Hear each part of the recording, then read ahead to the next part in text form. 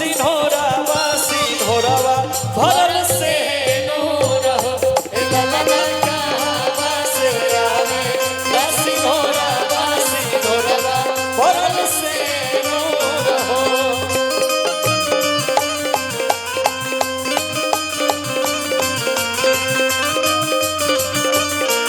राजा जी का जन्मा दे दो रानी जी का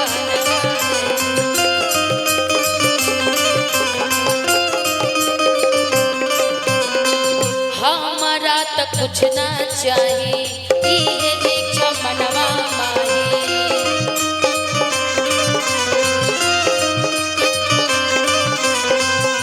हमारा तो कुछ ना चाहिए ये इच्छा मनवा माही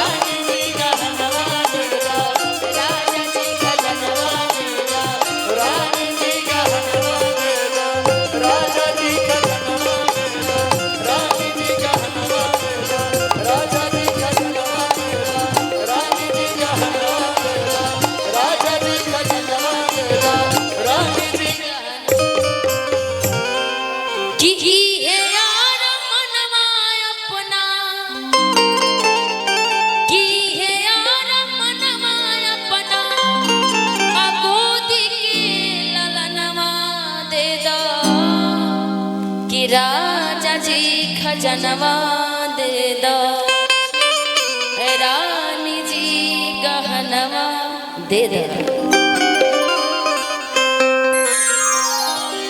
भैया दो गुण में आ जाएगा कि राजा जी खजनवा दे दो रानी जी गहनवा दे दो।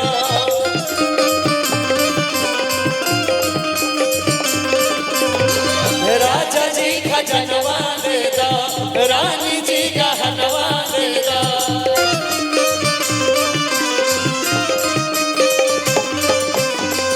बाजना मजीराई से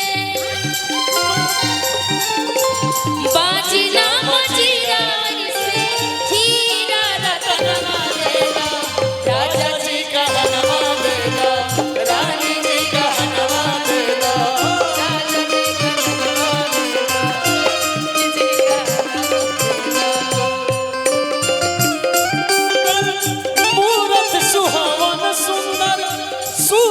सुहावन सुंदर सूरत हो ए ललना